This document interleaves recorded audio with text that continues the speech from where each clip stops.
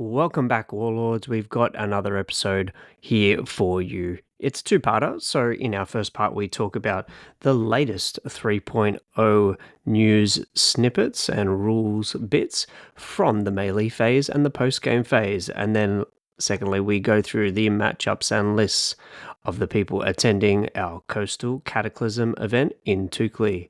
Thank you for listening to the Part-Time Warlords.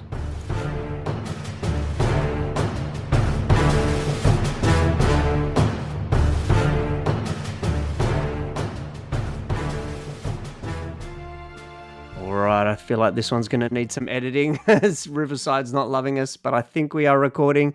So, welcome back, everybody, to another exciting chat as the Cataclysm comes around. The end of Ninth Age 2.0 is upon us, and I am joined by Brendan and Luke. Brendan, you have met before. He is the kind of organizer for our Coastal Cataclysm along with myself, and we are also joined by Luke, who is coming in via the interwebs. I believe he's in Canberra. So g'day Luke, how are you? G'day, Chris. Thanks for having me on. And Luke, tell us a little bit about yourself. Well, you're spot on, Chris. I am down in Canberra. A little bit of a quiet scene down here at the moment, but with Riverwood Rumble and 3.0 coming out recently, or soon to be, hopefully it'll generate some more interest and get some more dice rolling. But I've been playing the game for since ninth started, and prior to that, fantasy like probably a lot of other listeners. But fairly casual gamer, a fairly tricky gamer too, and I love a beer. So if Awesome. you see me across the tabletop, let's have some fun. And you've been having some fun playing online with Brendan on Warhol. Is that right, Brendan? My gosh, Warhol, the thing that's going to revive Ninth Age, in my opinion, that is. It is easier to play on Warhol, I'm afraid to say, than playing in real life. The extra little tools, the maths it does, the dice counting. Gosh, import your army, no screwing around, on you go. The only little thing it has against us is you need Pro to be able to play nicely, and it is friggin' expensive. Well, compared to a lot of other subscriptions, but it is worth it. It's cheaper than traveling for a tournament, so I think we're got a little discussion happening. Maybe have a Warhol tournament in the next couple of months, but we'll see how we go. Yeah, that sounds like an awesome idea. Back in the day, I did participate in a I've had a mind blank. What was the name of the other tool that's really good for playing online? Universal Battle. UB, yes. I played in one or two UB tournaments, and they were really good fun. But yeah, you're right. Warhol is kind of this new flashy tool, isn't it? So great to see you guys playing online, and Brendan and I played online a little bit to test it out. And I hope to play you, Luke, online at some point as well. We've got a kind of a two-headed episode today. We're going to get your opinions on 3.0 and the latest news that we've gotten. Please check out our last episode, which detailed movement, magic, shooting, and pre-game battle preparations, as they're called. We went through all the changes that we know about so far, and right now we're going to start off in our first segment talking about the latest changes as of the 22nd of July. So nearing close to the release, what we anticipate is going to be a release in the next week or so. And the release was about the melee phase. And we've also got a bit on I think they called it the post-game phase as well. So I might throw it to Luke. Luke's done a bit of diving into this, and we'll kind of jump in. Luke, what so far is changing in the melee phase? So the first thing that caught my attention would be the calculation of static combat res is done prior to combat now. I think that changes probably a lot of things for some armies, particularly those with bigger blocks, which rely on that rank bonus.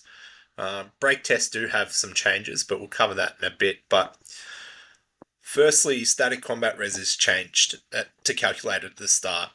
And then that changes to static combat res as well units aren't automatically steadfast. They're steadfast and steady now, and it goes Hmm. into the rank bonus there. And steady, where you don't have all the ranks in the world, but you're capped at a -3 modifier. So it seems like the developers are trying to push more rank and file at the Hmm. moment. So if you're outnumbering a big monster, but you've only got 2 ranks left, or 1 rank, you'll become steady and you won't auto break if you're getting smashed in combat, which is pretty handy, I think, and very thematic.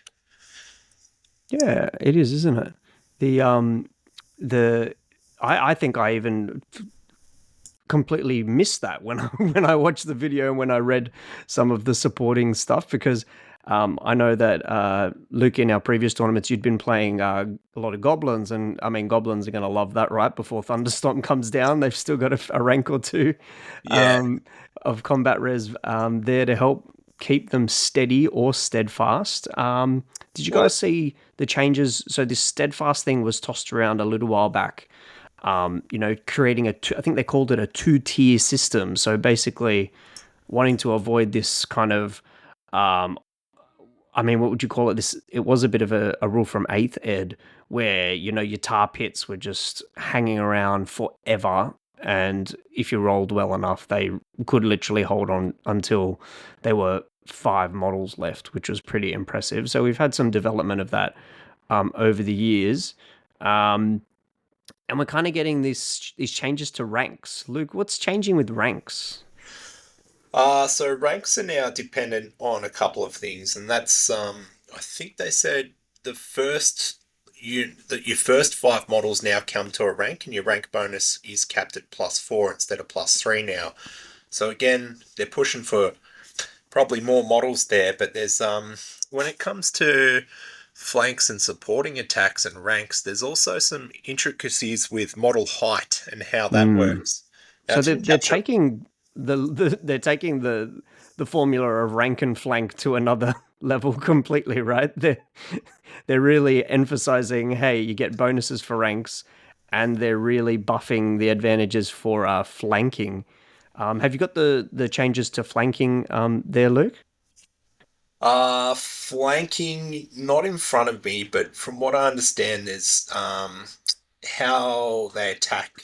Sorry, how unit which has been flanked Hmm. can attack back. They're limited out, so now units with multiple attacks lose that additional bonus. So they're really Yeah, punishing you if you are flanked. yeah. And additionally, if you are the flanking unit, they've done it so there's no longer situations where you can kill a bunch of models and then fight yourself out of combat if you got multiple units in. So instead of having to shift and nudge units throughout the combat phase, that's sort of done at the end. Yeah. So the boundaries are frozen and those positions are frozen until after combat resolution, which really streamlines things because what Brendan might mention, but our last 2 games we've had multiple situations where it's really bogged down the game for multiple combats. Where we're like, oh, who attacks, who's in the flank, who's removed. So hopefully this is designed around trying to just get more models fighting and more models dying, and then just some more shenanigans. Yeah, I keep hearing Brendan. I'm half an hour late when you have rules questions on what's getting nudged out of combat or into combat. But also, Brendan, with your monsters, what's gonna happen is that your number of attacks are going to be capped if you are flanked, especially with I would say probably like knights, even things like necro guard, anything with multiple. I mean, the ones with paired weapons anyway. Multiple attacks is going to have that reduced. Does that does that sound like it's a kind of a meaningful change? I know that monsters, I think they're going to be labeled in a new height system. So I think we're all pretty used to the 3-point height system, but now it's going to move to 5, and that's linked to this notion of supporting attacks. So if you're a 5, so that would be what your gigantic towering presence monsters would be. You're capped at 5 attacks. Does including the riders, I believe. Does that stuff up your monsters, Brendan, or is that something they can deal with? Can say this from a fairly unique perspective with only 2 armies in the game having the undead rule. As it is, being able to throw your full attacks in a flank attack is one of the very few saving graces I feel we have, especially with not Tomb Kings, Undying Dynasties. The big chariot stars and the big chariot lumps, just such a large footprint. It's sometimes like you're almost guaranteed getting smacked with a flank attack. And running Good the point, yeah. halberds is one of the few things, having that stack of attacks to throw at, the goblin unit, or even sometimes the chaff has slapped into your flank, wiping them out. I feel it's going to be devastating. Flanks, to me, from my perspective, are punishing enough as is, just from that crumble, that +2, plus the, any attacks or wounds they've done. It's already, I feel it's already devastating. I'm very, very, on the other hand, I'm very excited to have that footprint locked. As we said, the last 2 games we've had, one, I think both times have been with a chariot unit. Chariot unit has taken casualties and it's pulled units out of combat, and we've got a game currently on pause we're hoping to restore this week. I'm probably going to go from losing my entire unit to now winning the combat because 2 of Luke's units have pulled from the combat that haven't attacked. And just because, I think there's 5 or 6 different initiative steps in it due to spells and mounts and special magic items. So I'm pulled a wyvern and a great green idol out of combat, and I've got 2 chariots I'm just gonna smack up. So very excited for these new rules. Very, very excited. Yeah, it's not really always showcasing the what's the word, the streamlining of the system in general. This is not just a 9th age thing, this is a wargaming thing, especially a fantasy thing, that we have this notion of initiative steps, static combat res. It's what makes the game unique. It makes what makes the game special, but it's also one of the things that can make it the most hard to approach, right? You've fought, you've killed stuff, and then you've got maths central to accompany it. It's just constantly calculating things. But then saying this, out of everything in the game, they've fixed and balanced from 8th and 7th and 8th, and even compared to the old world, the small amount I have seen. This is one of the very few things they didn't really fix, or they tried to fix, and it's almost like they've overcomplicated it but missed this crucial step, which hopefully now they're going to fix. Which cool. It's still going to break how the combat works after the combat has finished. So it's going to at the end of the day, I think it's a fair, a very D&D thing is. A round of combat in D&D is 6 seconds, so it doesn't matter someone's initiative 20 in D&D and someone's initiative 1. Same with this, someone's initiative 10 and someone's initiative 1. That round of combat is still seconds. Someone is still gonna get, even though the back flanks have died, someone's still gonna get mowed but down by the chariots or the monster charging you in the flank. You're not gonna not going to 15 guys aren't going to drop dead and they're not going to run past you. People are still going to get mowed down. So I believe it's going to fix a lot, speed up the game, really. Quality of life. That's what we're after. Interesting, yeah, and I think really good points raised by Jack last episode, that, and it is coming to fruition, that these changes aren't small. These are actually pretty decent changes, but hopefully they will lead to quality of life, things that they couldn't do with smaller patches. We've got this notion of flanking, and it's super flank. Flanking and super flank was kind of a bonus that was given, an extra combat res or 2 that was given to units that would hit a flank, and if they had a they had a rank, themselves, then they would actually boost that. So we've got that, but it's kind of being, what's the word? It's the defensive capability of the unit is getting increased due to this idea of restricted attacks. You're all bustling around with weapons. Your unit's getting flanked on both sides. I think there's even more rules to go with that on when you flank twice. There's a rule called surrounded that's coming in. So that's kind of a status, a bit like shaken is a status, not often used in second edition, but yeah, that's coming in, and restricted attacks are linked to height as well. So the more elite you are, basically, the more it's going to hit you in the hip pocket. Whereas the sort of standard one attack units, I believe, they're pretty much rules are staying as is, which is fine for me because most of my armies have that, and very weak individual stats as well. So yeah, interesting to hear the full kind of breakdown.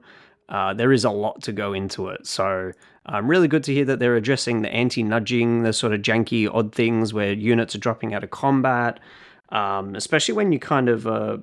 I know I mentioned this to you guys earlier. When you kind of charge in, or you counter charge and you destroy a unit, but now you're kind of left with nothing to fight.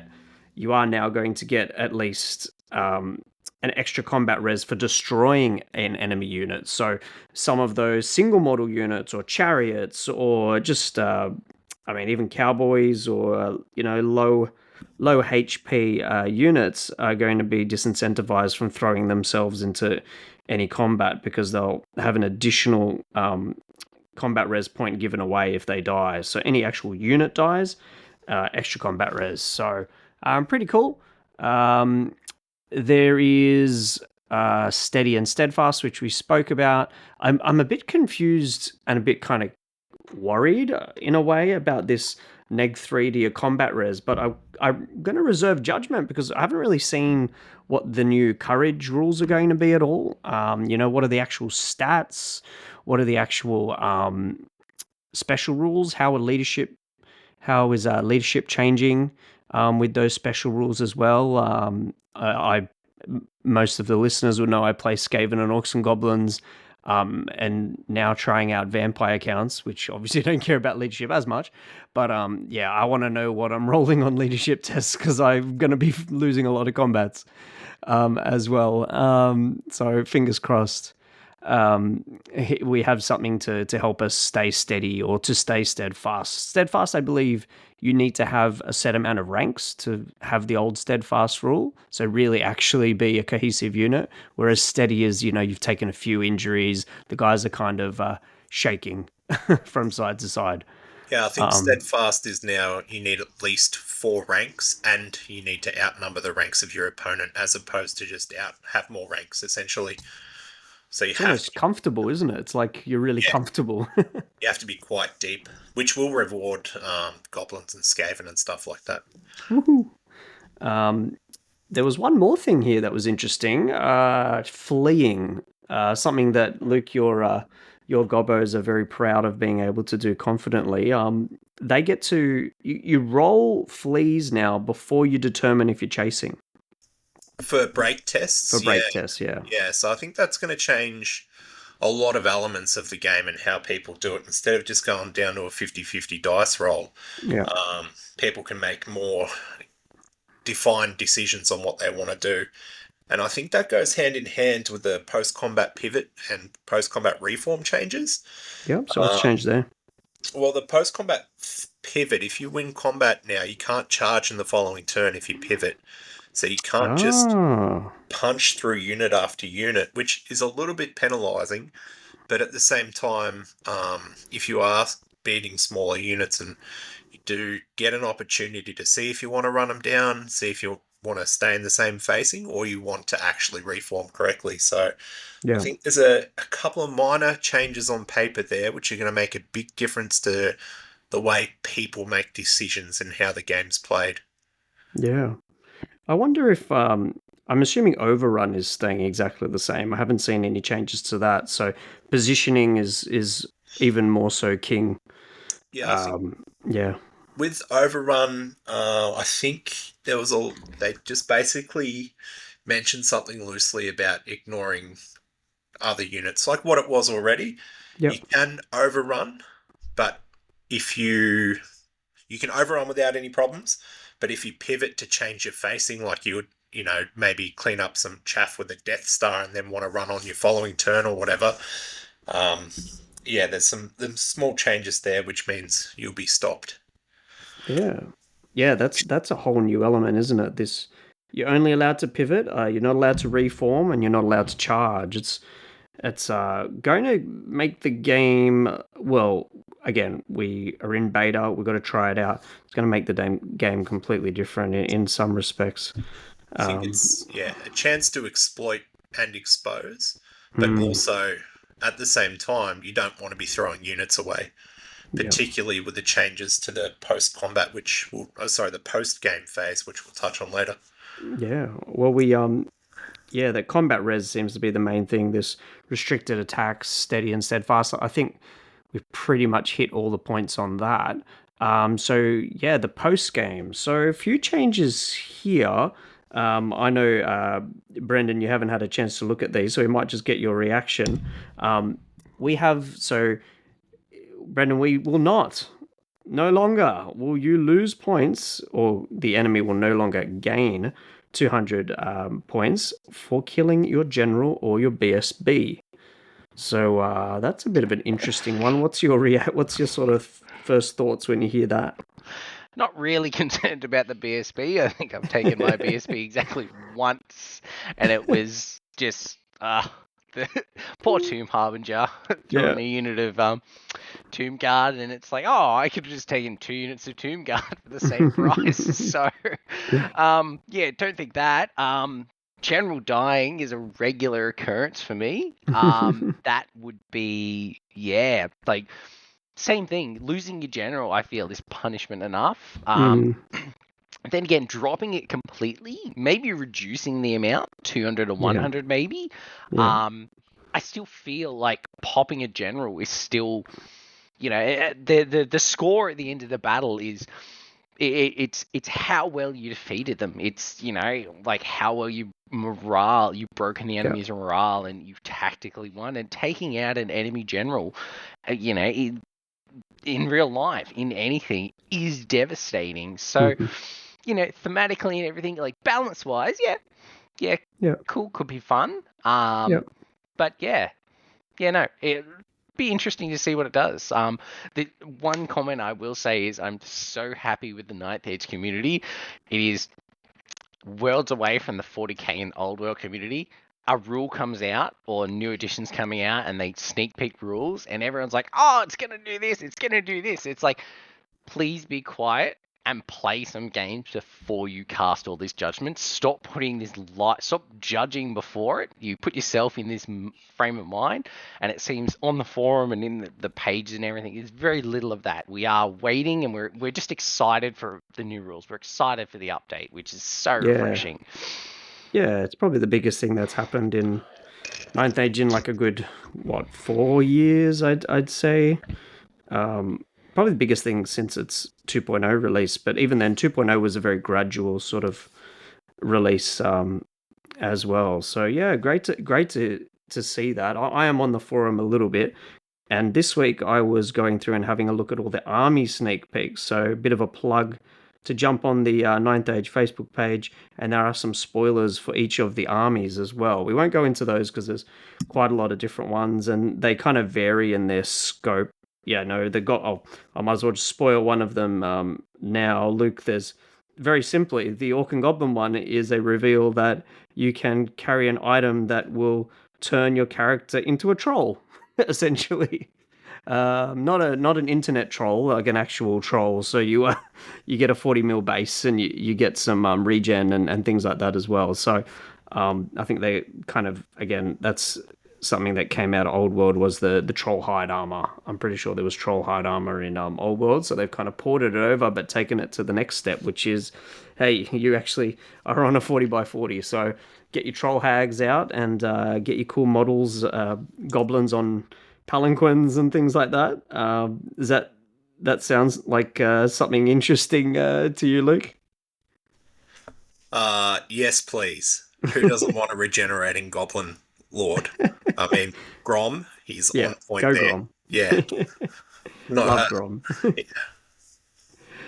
So yeah, lots of sneak peeks. Please go and have a look. Your Own Army forum will have a link to it.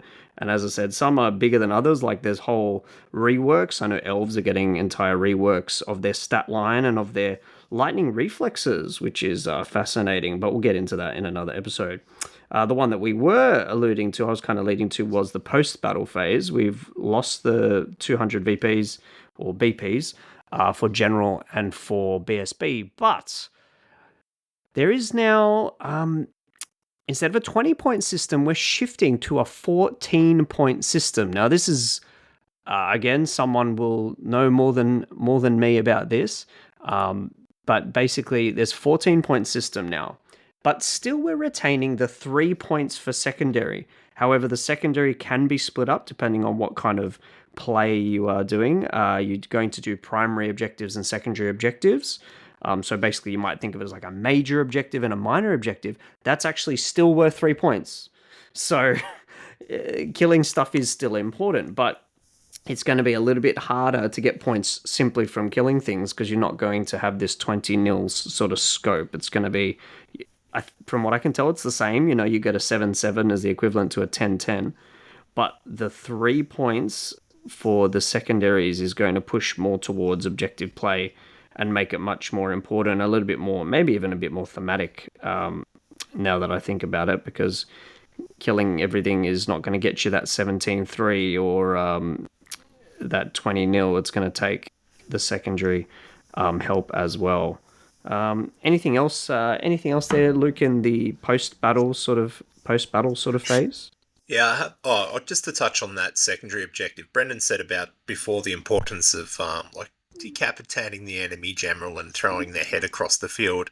I think we're going to find that as a +1 to those victory points. I think that's going to be snuck in there somewhere, or it might be literally capture the flag, like kill the BSB, and you secure yourself some very important victory points as an actual +1 or +2.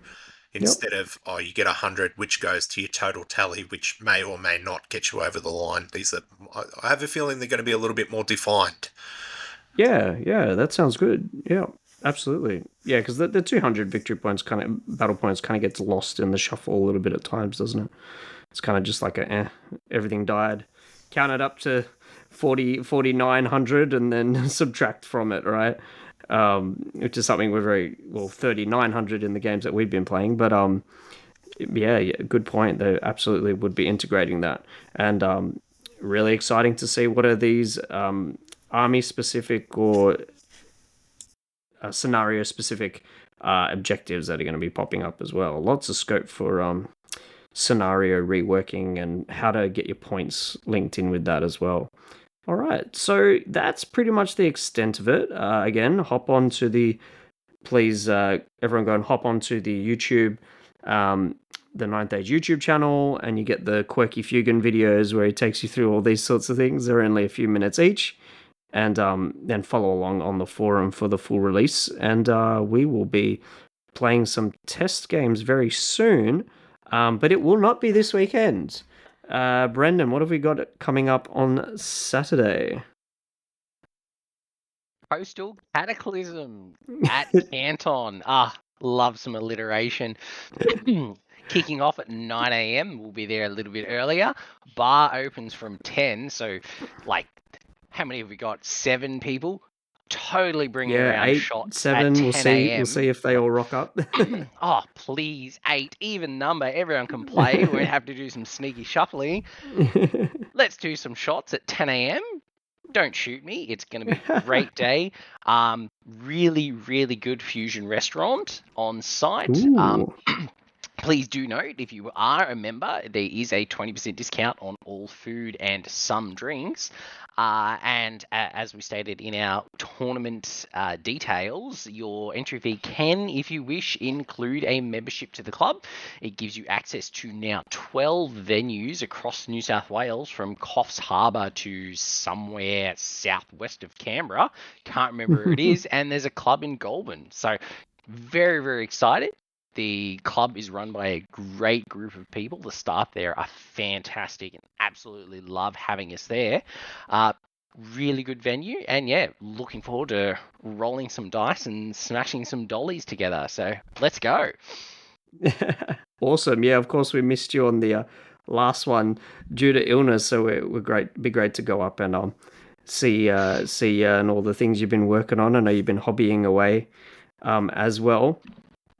We've got a few people that missed out on the last one. So Hugo with his Dread Fleet, I believe, are going to make their appearance as well. So we finally get the payoff to the Dread Fleet episode, and actually see them in action with his Mistborn Leviathan and Krakens and all this sort of crazy stuff. So we'll have a bit of a tournament breakdown and a bit of photos and video recap if we can at the end of it. I think I took a bucket load of photos last time, which was fantastic to get a good sense of the fun that everyone was having. And we've had lots of people wanting to participate. So hopefully people will continue to spread the word, and then we'll start to spread these events out to bigger sort of audiences. Basically, I think we're doing a great job of bringing back our wonderful players, our veterans, and hopefully with 3.0 we'll be able to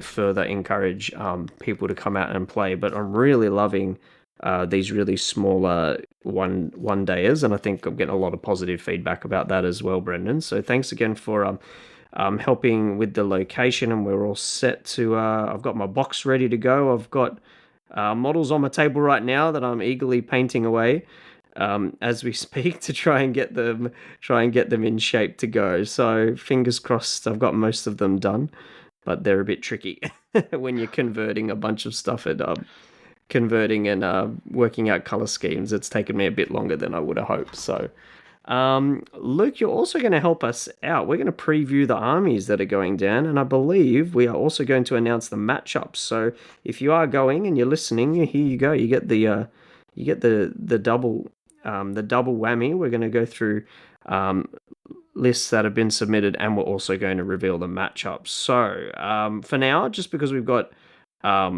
myself as the buy buster, and I might be jumping in here and there, and a couple of people who have given me a slight warning they may not be there. We're going to go for 3 matchups at the moment. We've got Lee versus Tim on table 1. So that's Tim with his Warriors of the Dark Gods, and Lee bringing his same list. I believe it's fairly similar, or the same list as he had previously with his ghoul, double ghouls, which is awesome. And I think that placed him second or third in the last event, which was awesome. Another podium winner from the Riverwood Rumble was Matt, and Matt is bringing his Empire again, nice and simple. He's going to be up against Mark. Now, Mark has decided to switch things up. Now, he usually plays demons, warriors, but he's going halfway. He's bringing cultists. So Mark's bringing in a special list, which is the cultists. We'll go through his list in a second. Could just say I don't think I've ever been more excited. I haven't actually seen a supplemental list in play. Heard of them, never seen it. Very excited.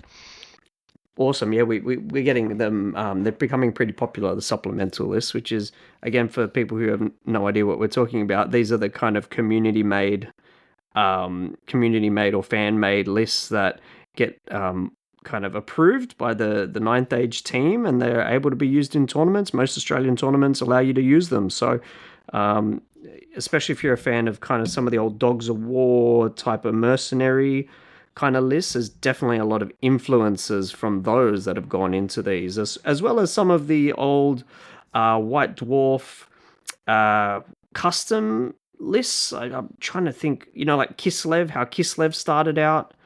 It was released as kind of like a White Dwarf special, as well as like specific sort of army specialities, such as Skaven with their plague units. Someone would come up with an army organization chart and say, oh, this is for a plague army. So we've got that. We've got a plague army. You've got a pirate army. You've got a hobgoblin army. There's all sorts of awesome stuff. So you'll find they're pretty cool.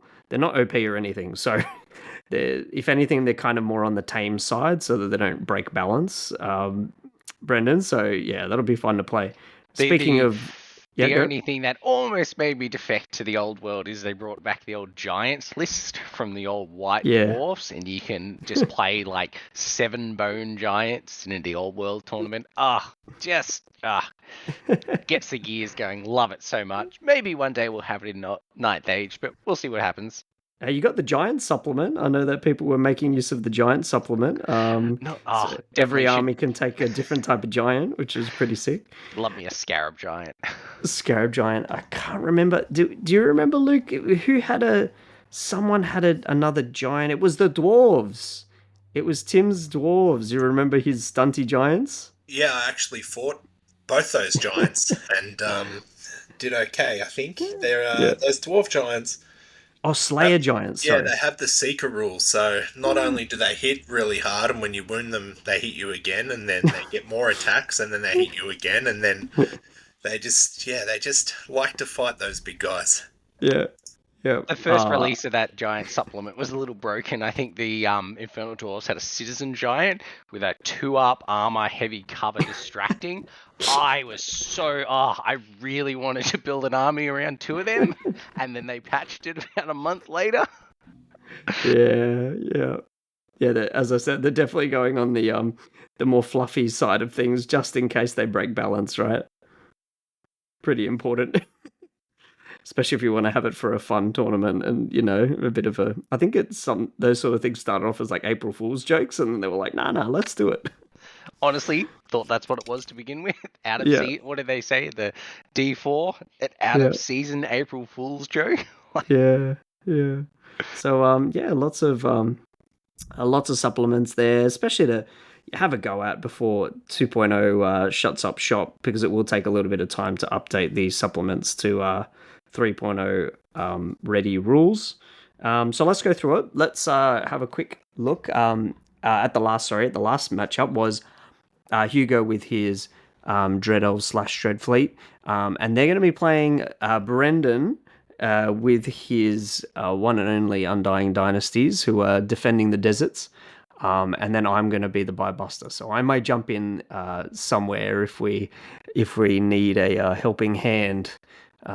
Depends on who who pops up sick or who wants a swap in and out. We did have Max. He's probably pending. He's bringing his awesome dwarf combo where he's updated it to have a dwarf king, but he can't commit. So at this point, we're just gonna have Max on the sidelines as well. If he can rock up, maybe he'll play me in the first round with my new Vampire Covenant list. All right, so shall we go through the lists? Let's get them up in front of us. I've sent them to you guys, and I've lost them myself, so I'll make sure I scroll back and find what I sent to everyone. Well, let's get going then. Lee Jefferson running Vampire Covenant. Double vampire count. What is this heresy? So I played this army at the Riverwood Rumble, and Lee knows it very well, and double vampire count at 3,500 points when you got goblins, man. That is a handful. Lee did quite well. Like I said, he knows, he's very familiar with his list, and he's a very good player, and he's got sort of what he wants to do figured out between the bestial bulk vampire count. You'll notice he's also got some ghast there. He's got some ghouls, hypnotic pendant, and the ghoul lord pair really well there. So he's got a few units that can definitely hit home hard, and 10 Barrow Knights as well. They pack some punch on the battlefield when you need them, where you need them. So the Bat Swarms is something I've seen in your list as well, Chris. But the Bat Swarms, man, they're at 179 points for 5 models. They're quite underrated, I think, because they're incredibly hard to get through with distracting, and they also multiply combats with that -1 to hit. So whoever's playing against the vampire counts, just keep an eye on the Bat Swarms. Don't underestimate their ability to tie up your good units. Yeah, they're fantastic for what they do, and as we said, it's a tried and true combo, the Ghoul combo, but he's got the doubles, so he's got the Hypnotic Pendant, he's got the gas with the Bestial Bulk that you mentioned, Brendan. So yeah, he knows what he's doing, so that's going to be pretty challenging to take down. He is coming up against. It's just fantastic to see that the meta has changed so much in, like, since the Ninth Age heyday about 3 years ago. Like, Strigoi, Vampire Lord, Ghoul Lord, with Hypnotic Pendant and Ghouls. Like, that's like tried and true vampire count strategy. Mhm. I never saw anything Barrow. Always wanted to see it, always wanted to run an army. Barrow and Phantoms. Never seen them. Great to see them in one list. Good to see stuff changing up. Yeah. I should talk about Phantoms, actually, because the Phantoms are kind of like bat swarms in a way that they're a swarm unit, a lot of wounds, but they've got that 3-up ward or 5-up ward, and they've actually got a decent amount of attacks. I think each base has got 4 attacks AP1, so they're really good at churning through weak units Running and holding them up. Extra support 3. Yes. So, like, really, really nice. Yeah. So you got I think has he got a 5-man unit or a 5-ghost unit? So that's a bunch of attacks, 3 wide. You're going to pump out 18 attacks against some of the lighter, tough 3 sort of enemies. That is going to carve up and give you a fair amount of combat res. Their movement 6 too, so they're also not to be underestimated. Yeah, absolutely. And he's coming up against Tim. Now, Tim is running his chosen spam, I suppose you'd call it. I mean, he could have more chosen than this, but I'll call it chosen spam, Tim. He's got a Doom Lord. The Doom Lord is going to be with a block of Forsworn. The Doom Lord's kind of minimally kitted, but his stat line is good enough as it is. He's got a halberd, he's got a spike shield, so they're already pretty expensive. Super Dex halberd, of course, that's really awesome.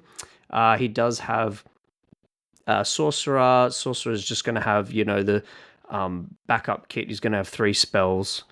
And then he's got, small unit of warriors, medium unit of barbs, probably to chuck the sorcerer in. But then he's got 2 units, I didn't see this, 2 units of Forsworn. So one with spike shields, one with great weapons. I love that. I think I used those when I was playing against you, Brendan, on Warhol. They're pretty tough, especially with the spike shields. I think that's a 2-up armor for an infantry unit that can doesn't matter. You've lost half of your unit. Your ridiculous amount of great weapon attacks back at the end of the combat. Devastating. Absolutely devastating. And are those points values correct? Is it 610 for 8, but 362 for 6? Yeah, because the spike shields are really expensive. Jeez, it's almost... I think the spike shields are 15, per model. It's adding 20% extra to each model. Yeah, because it gets them from a 3-up to a 2-up with the ability to hit back. Yeah, that's incredible. If you roll a 4-up, basically you do a warrior's worth of hits back, a strength 4 AP1. I don't think you can buff it, no. Do you guys remember there is I've forgotten what they're called now. They're not called a following, but there's is it gluttony or one of those marks, for a lack of a better word, that gives you +1 strength, and that actually applies to your spike shields. So there's some cool combos there with that, but it can't be used with the Forsworn, luckily. Yes. It's just a bit too good when you got a 2-up armor save foot trooper. Imagine slapping them with the lightning reflexes one, the Wrath one. Oh, God. Yes. Can hit hard and take a hit. Just that's actually gluttony. Yep. Which is not in his list. Yep. Gluttony combos with that, but they don't need it when they've got a 2-up, I guess. So then after those 2 units of Forsworn, a lot of wounds to get through. He has 3 units of Chosen, 1/6, 1/6, and 1/5. They all have Sloth, so they're -1 to wound. On the turn they don't charge, I think that's Sloth, and paired weapons. So just a lot of low strength, medium strength attacks there, and a lot of wounds to churn through on the other side as well. So supporting attacks 3 paired weapons. Yeah, against the vampires, against 7. That's gonna sting. Oh yeah, against ghouls, against some of those core blocks of the vampires. That's going to be tough. against the Gas and against the Gas and against the Barrow Knights. I guess you've got the Forsworn with great weapons, so it's going to be an interesting matchup there. So I mean, good luck to both of them. Has anyone got an idea of which army maybe has a bit of a better matchup? Because I sure don't. Barrow is going to love all these chosen and forsworn. Good point. Double Yes. wounds on the standard height infantry. Mm-hmm. It's gonna hurt. Yes, of course. So the multi-wound attacks with those biting white blades is pretty cool. I think it's going to be a close one. This one. We do have some special objectives. I won't go into them now, but I think that's going to favor. I mean, Tim's got a lot of scoring there, so he's definitely going to have some advantages when it comes to scoring objectives in this tournament, I believe. Any last comments before we move on to the next one? I just hope both teams have fun. No, it looks like they're going to be Easy, yeah. very combat centric, and that should be quite a bloody battle, which would be great. Yeah, lots of combats where people get nudged in and out. Hopefully not. All right, let's go to the next one. So the next one, let me click back through here. It's just so good how New Recruit, you can do this on New Recruit. Basically, I can go to match 2. I can click on Matt, and it brings up his list instantly. So I think Matt's bringing pretty much his sort of stock standard. I don't know if he's changed it too much. He's got it all in a box, all nice and neat and ready to go. So yeah, Matt, if people did not know, brings Empire with the Knight bus, Knightly Orders bus with the cavalry picks. He loves the cavalry picks, but it looks like. Does anyone remember? Did he have the Arcane Engine last time? Luke, did you have the Arcane Engine last time? Did you play against Matt? No, I didn't play him. Unfortunately, I only got to have a look at his army a couple of times because it's quite a good-looking army too. Yes, we've spoken about it before. He's historical. He's all metal, historical pikeman in the conquistador style. Yeah, I think he might have had an Arcane Engine, but it might have been converted. I don't really recall that clearly, though. I just remember the beautifully painted banners and all those. I think he's been redoing them as well. He mentioned on the previous podcast. So yeah, some cool paper printed and PVA banners. So he's touching them up and putting some cool effects on them. So I can't wait to see them and what he's done, so I can learn and do it on some of my future models as well. I'm always happy to take hobby hints. So yeah, I think it looks pretty much the same. He's got the light infantry with the handguns that basically have this ridiculous stand and shoot, accurate stand and shoot, which is a really, really valuable tool. I believe they can even do it with the knights and the other heavy infantry, steam tank, knight commander with the lighter sun style. So very, very safe. Very, very safe and competent list, and Matt's practiced with it a lot, so I always am going to favour that. And Mark with his crazy cultists. Brendan, do you have the cultists there in front of you? His list there? Yes, I do. Looking at the brazen beast gonna run over some men of the Empire here. I feel the steam tank might give him a little bit of difficulty, but lock him down, like possibly overwhelm him. We'll see how we go. Once again, breaking the meta. So happy to see a steam tank. So happy to see Knightly Orders. Don't think, once again, 2 years before COVID we played it. Don't think I ever saw them. Yeah, really, really refreshing to see people playing some new stuff. Like playing for fun almost. Not, less sweaty it feels getting back into it, which is what I really, really like. And probably because our meta is still quite small at the moment, and a lot of our ETC players are going overseas to play. We're kind of just having fun and experimenting with our own stuff, and I personally think it works. If you're having fun with it, as I'm sure Luke will attest, that as long as you're having fun with it, it doesn't really matter. But they're all competitive games as well, which is just fantastic endorsement of the rule set. Yeah, spot on, and I think Mark's done a great job of this list. Interesting to see how the cultists go. Like they're big blocks, they get that extra channel. Um, but as far as things that can fight, like they could probably give some of those Empire units a run. Maybe not the Imperial Guard, but throw enough bodies at it, you could get the job done there. Yeah, so 2 big units of cultists, 2 big units of possessed with red haze. I'm just trying to remember, is red haze the first turn get a lot of bonuses? Strength, AP, and rerolling ones to hit, I do believe. I just read.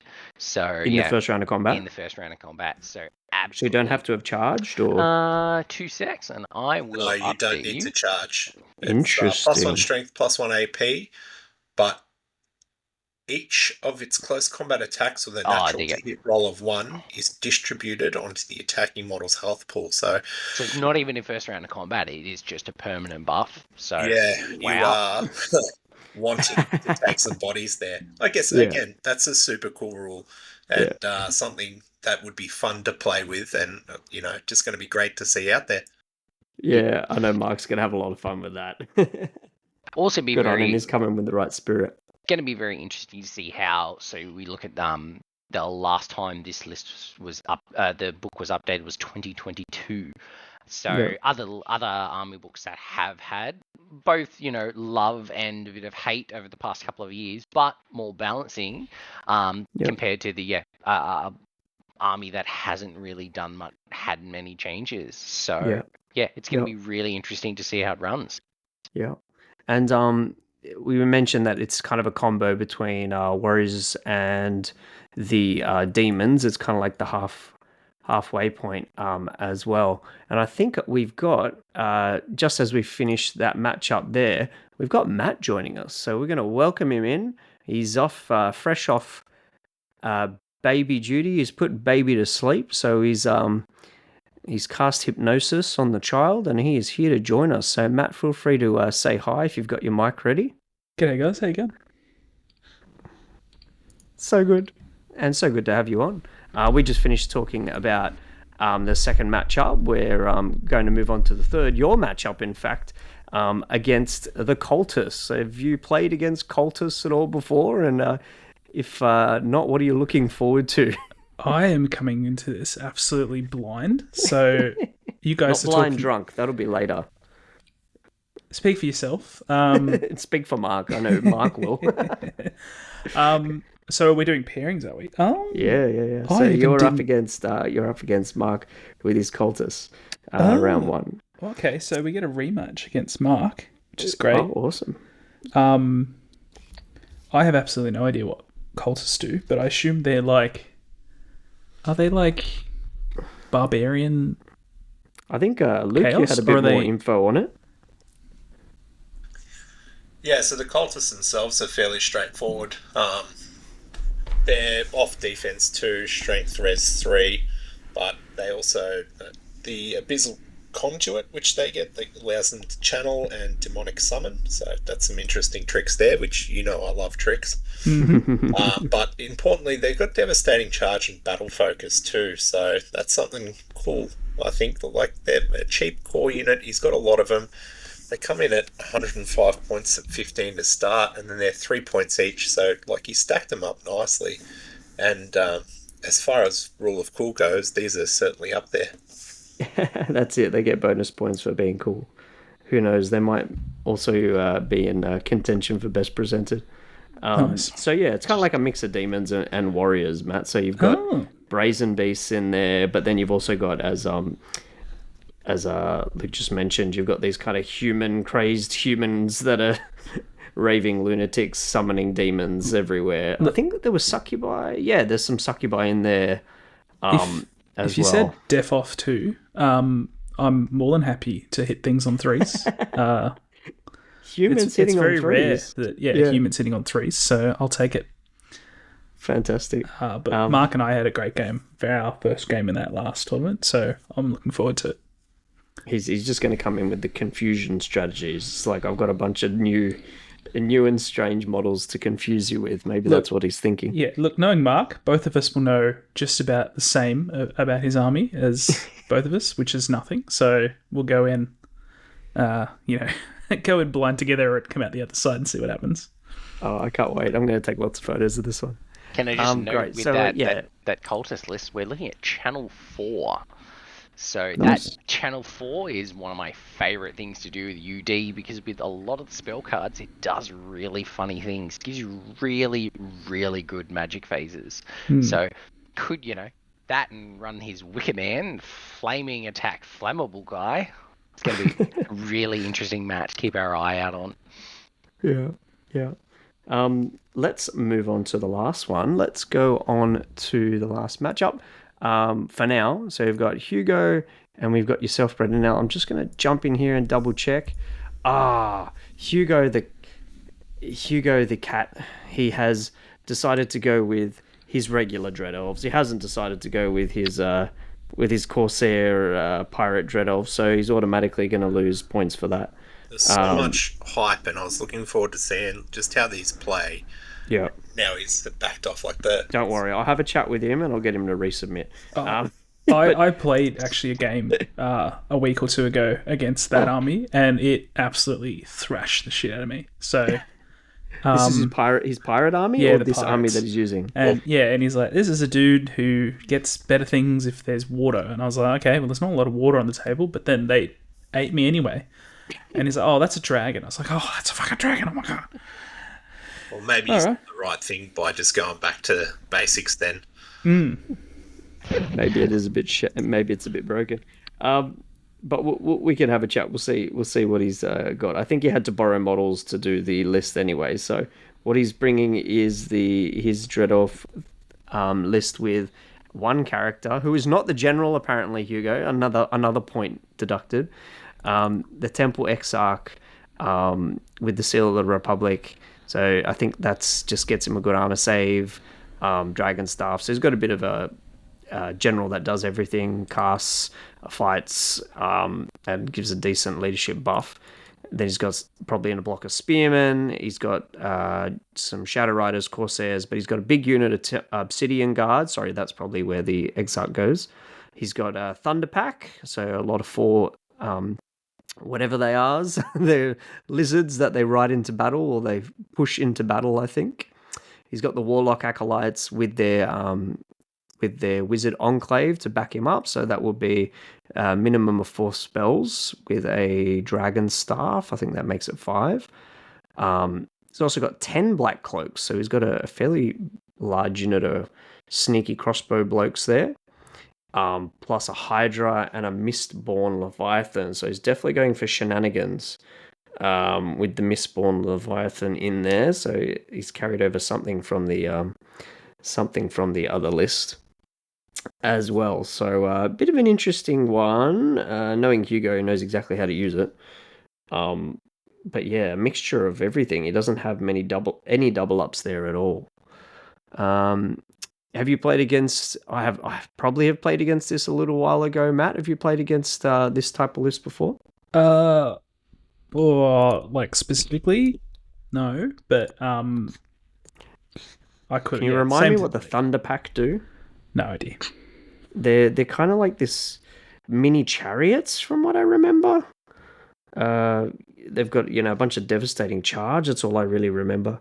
But they're one of those cool units that you can kind of get your own models for as well. That was the thing I remembered them for, was you could get whatever type of cool lizards or salamanders or ocean beasts, whatever you really wanted, and turn them into the Thunder Pack, which I really loved. So that will be Hugo's list, and let's go and have a look. Well, why don't we let Brendan? What have you decided to use this time? Have you done a bit of tweaking with your list through all your games with Luke? Tiny bit of tweaking, just made it in such a way to show off.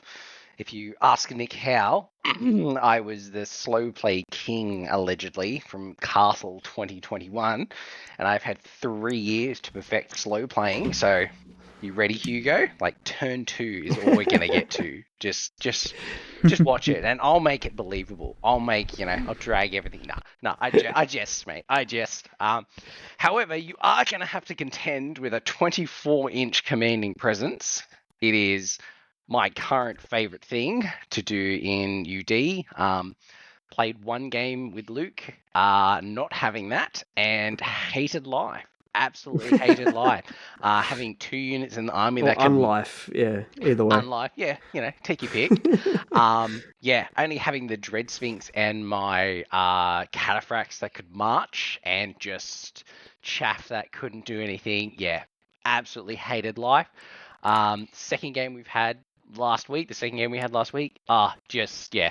march all day long. It completely changes how the game plays. So, yep. Love this one. So we've got a Pharaoh and a Shah Guardian. He's running paired weapons, Scourge of Kings, and the Crown of Pharaohs. That gives his model 11 Strength 5 AP2 attacks and lets him throw his +2 off defense to another unit on the board. Just casually.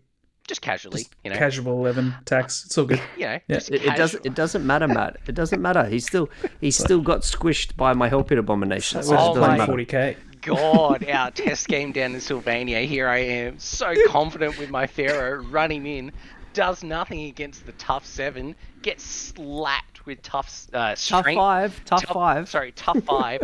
Nothing. I think might have been witchcraft in play or something. Gets stomped with strength 7 attacks throwing back. Oh my God, totally. Just dead. Like just. How many wounds does it got?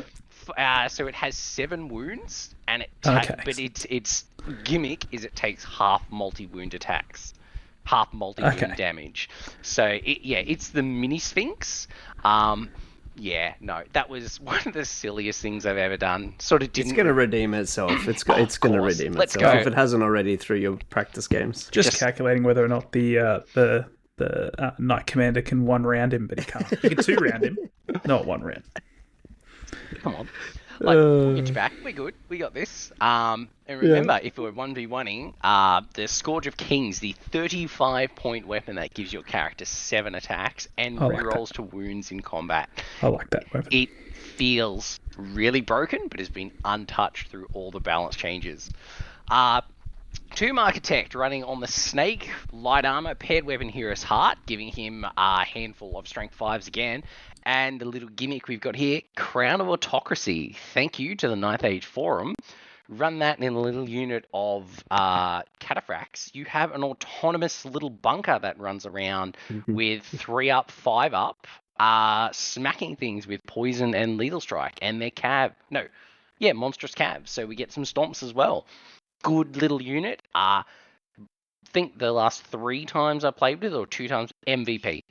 Just pulls its weight so hard. I've made mistakes with it, and it still just pulls its weight. Very, very happy with it. Our little Skelly bunker, of course, for our double magician. We got Adept Evo, Adept Div. Standard, lots of reroll hit, lots of rerolls, lots of buffs. Still very, very sad about the unlove we got on our raising. It still hurts. Don't use it often, if ever. +2 to get a couple of wounds back isn't really worth it. It is getting changed in the new edition. So very, very excited for that. It gets hard. It's free base, and apparently is getting harder the taller the unit you throw it on. So which makes sense. That it shouldn't be. Yeah, it shouldn't be as hard to heal a Battle Sphinx as it is just a couple of skellies, Yep. So. Which still confuses me because the resurrection values reflected that massively, and then we had the increase to cast. Maybe it shouldn't have been as harsh. We got our chaff, our vultures. I still consider best chaff unit in the game. Strength 4, res 4, distracting. Hard target, not distracting, with a 918. And finish off, we have our little Dread Sphinx. Has also been a pretty good MVP. Not bad against elite infantry. Pretty decent against most monsters. Strength 7 AP 4 attacks it slaps with I think it's got lethal poison, flying, and multi-wound. So and autonomous. And autonomous. So fly around. So good. Do its own thing. So good. So my little list I've been working on. So very, very excited. Don't like versing Hugo. I do recall taking his dread elves a long time ago and making his bunker flee off the board with a catapult. Unbelievable, but yeah, we'll definitely see how it goes. I hope you have a bunch of fun playing Hugo's Dread Elves, but it'll be an interesting matchup. Just watch out for that. Oh no, he's got a Hydra. He doesn't have a multi-wounding monster, does he? So that's just the Hydra. So that's a bit of a positive there, that he doesn't have a super monster killer in his army at the moment. Just a bunch of other shenanigans with his Miss Leviathan. So I hope that doesn't muck around with your plans too much. The hard hitting first stuff is probably the one thing I do find difficult to deal with. We're meant to take the hit and hit last, but when you're not there to hit back, not much you can do. Yeah. Well, we hope, again, like Luke said before, as long as everyone has a good amount of fun, we hope we have a couple more people jumping in. Myself, I might as well go through my army. I will be on the bench, but I am bringing with me a new Vampire Counts list that I've been mucking around with. Essentially, we've got... I really wanted to put Lamia. I really wanted to get some Lamia stuff in there, but couldn't figure out how to put 2 Lamia Vampire Counts or the Courtiers in, and had to kind of muck around with it a bit here and there. But I've settled with a Vampire Count on horseback, a Lamian Vampire Count on horseback. And instead of giving her the Truther sword, I just said, stuff it. I'm just going to give her the Rod of Death. What is it called? It's called the... Oh, I've lost it here. The Reaper's Harvest. I'm giving her the Scythe of Death. So it's AP 10, Strength 10, Divine attacks against your discipline. So why not? Let's just do it. She's basically a mini Sonstol, right, Matt? You got a roll to win. Yeah. So she's just gonna hopefully be good in a challenge in a block of Baronites. The Baronites are going to have the offense, defense 6 and the +1 hit, so they're pretty much always hitting on 2s. So that's kind of fun. But I really had fun with this one in my practice game against your brother Luke. I played against James last week, and it swung back and forth wildly.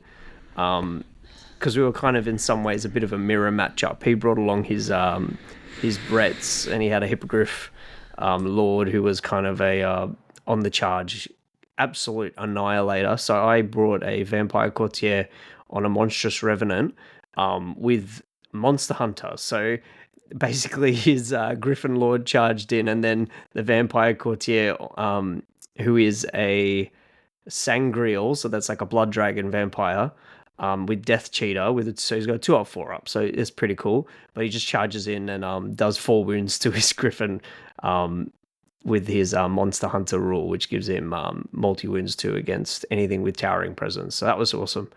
To round it out, my core was pretty similar. Ghouls, zombies, 2 units of Bat Swarms, which are fun 3D printed models that probably some of the first 3D printed models I ever did, not that long ago, I think earlier in the year.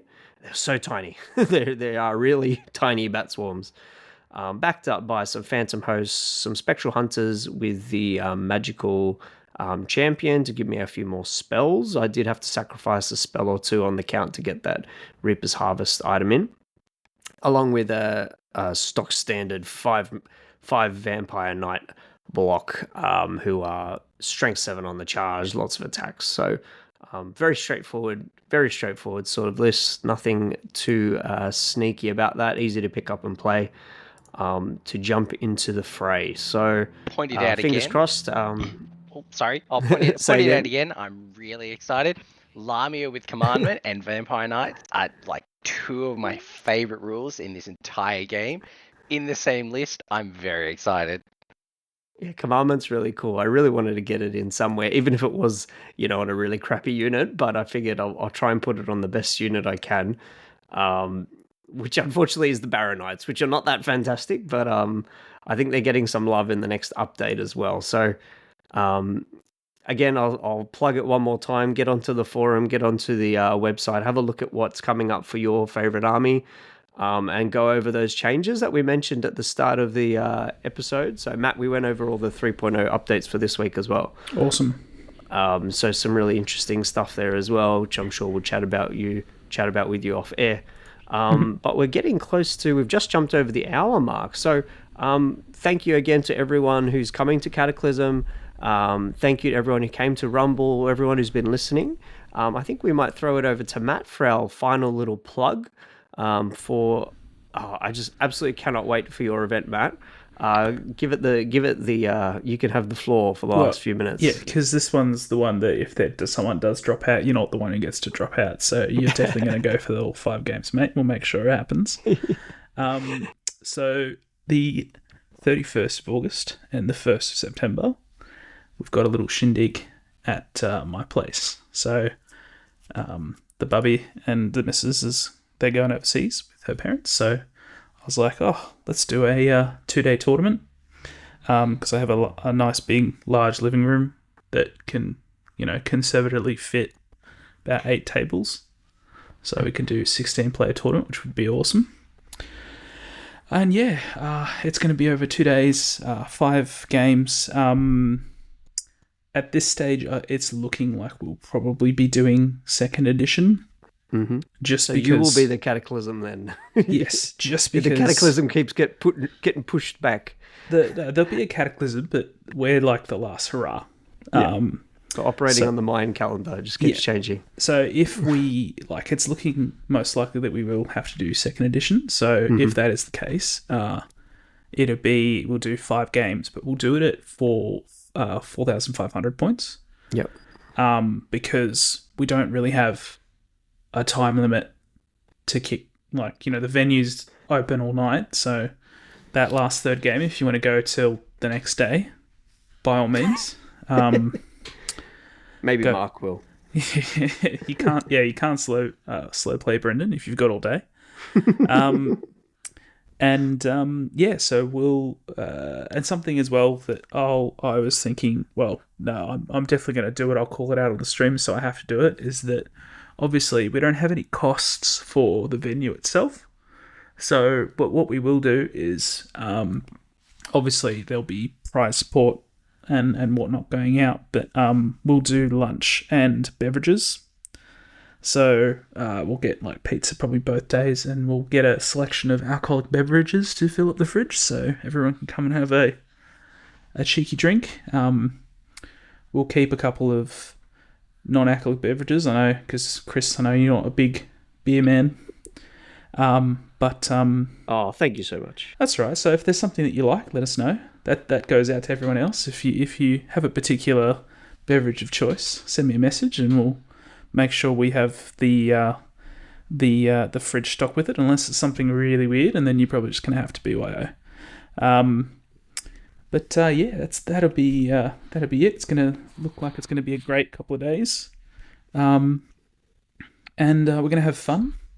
Also, a shout out to a few players, because I've had 1 or 2 people reach out to me and ask because kids and other responsibilities and stuff, if they can't make both days, let me know if you can make one or the other, and maybe we might be able to sort something out. Someone plays one day, someone plays the other. Yep. Definitely if we have even numbers, that'd be sweet. But let me know if you're interested, and we can kind of sort that out. And if you can only stop in for a couple of hours, feel free to. I'll stick the address up and message people close to the date, so people don't pop around to my place before then. But we will we'll have a great time and send off 2nd edition in some serious fashion. Serious fashion. In the what's becoming our sort of tradition is the casual plus event is really welcoming. So yeah, I am absolutely loving these sort of times when we all just get to hang out, and especially if it's somewhere where we're all comfortable. Obviously, you're comfortable and able to kind of host us. It just makes it more personal and a great space for people to catch up as well. So and we'll do things like we'll do silly stuff like bring your fanciest drinking cup And if you don't, I've got a couple of spares. Just weird things like that. And or also just to note, if you are traveling, so for those, in different states or further away than your average bear, let us know, because then we'll sort something out, because I'm sure that there'll be people like, who live within a reasonable distance who might host you up for the night, or maybe we can coordinate for you guys to stay at a place together. I know Jack's, I'm taking the Friday off, so I'm picking up Jack from the airport. So if there's people who need that as well, that's there. We can take you around. So yeah, let us know. He's got a cot and a queen bed free. Yeah. So he similar to Ben, because crazy Victorians. Yeah. Within an hour of me being like, "Oh, we're gonna do this," he's like, "I bought tickets. I'm coming." And you're like, "Dude." Oh, Ben. No, Jack. Sorry, Jack. Jack. Yeah. Great. No, this was Ben was for a Team's 40K event a couple of months back. I asked him just on the off chance he might go, and within 15 minutes he had everything sorted. And I was like, "Wow, all right, relax. Dedication. It's 2 months out. Relax." Thanks so much, Matt. We really appreciate you kind of putting that kind of once in a blue. This is going to be not a once in a blue moon. This will be a once in a once in a decade sort of event. Look, I'd be very happy if we did a Carlo Smash 2 or a Carlo Smash 3. Awesome. It just depends on, how frequently Freya's grandparents want to take her and her mother overseas and leave me here for some reason. So make the most of it while we can. So fingers crossed, Brendan and Luke, you'll be able to come to that, or at least to drop by for a bit or for a day, because it's with all our events, it's going to be super casual, but also just a chance to play some games at a nice pace. So you reckon Luke, there's a shot that you can make something like that? Well, Matt had me at fancy beer cups, so for starters. Mate, we'll do fancy drinking hats. If you come I'll rock up in a suit if you guys want to rock up in suits. I just checked my calendar, and fortunately I was meant to work that weekend, but I swapped it 2 weeks ago. So there's a very good chance, James pending, that I'll be up there. So Awesome. I'll have a chat to him straight after this. And I know that Brendan is coming, because Brendan's supplying some of the tables that we're going to use to put my tables on top. So he better not pull out last minute. Well, I'm glad you reminded me. Yes. I think you were meant to remind me last Friday. Don't worry. I need you to remind me to put the tables that I have in my car, so that when I come up this weekend, we have tables to play on. That is. And terrain to use. Yep. That's a good thing. We should get onto that. Remember. Yeah. Oh, I'm gonna get calls in the night before from Chris, I reckon now. Yeah. Yeah, that was last time. I was like, have you done the printing? He's like, yeah, I did this printing. I'm like, no, I meant the other printing. Yeah. I've done the printing already. I'm sorted. So awards and best presented are there. We're gonna have very simple sort of prizes. We're kind of running at cost at the moment. So we kind of indulged a little bit at Riverwood Rumble, and James is carrying around his World Heavyweight Championship. So we'll have to get some kind of props to go with the future events as we get into our groove of event organizing. But yeah, fingers crossed we carry on that great spirit that all the events seem to be having, which is just really social, really fun. And not fussing too much with the rules, which we don't really need to anyway. But even when there are little things that people are just showing absolutely amazing sportsmanship and making a few friends along the way. Oh, when you did say that, and I'm not making this up. I was at a medieval fair about 3 weeks ago, looking at a bunch of medieval get-up and going, what can I buy to dress up as during a tournament? Nice. I didn't go through with it because some of the stuff was really expensive, so maybe I'll get in a Temu and buy some cheap knockoffs. I've got some. or I've got a get horn myself for a you to helmet drink or out of, something. Chris, if you want. Yeah, Somewhere get a around drinking here. horn. There it is. It sounds great. So more news, more to come with that. As Matt said, it may be 2.0 at this point, but it'll be 4,500. So that'll be bringing all the toys along to the party. Yep. Which you haven't done in a fair while.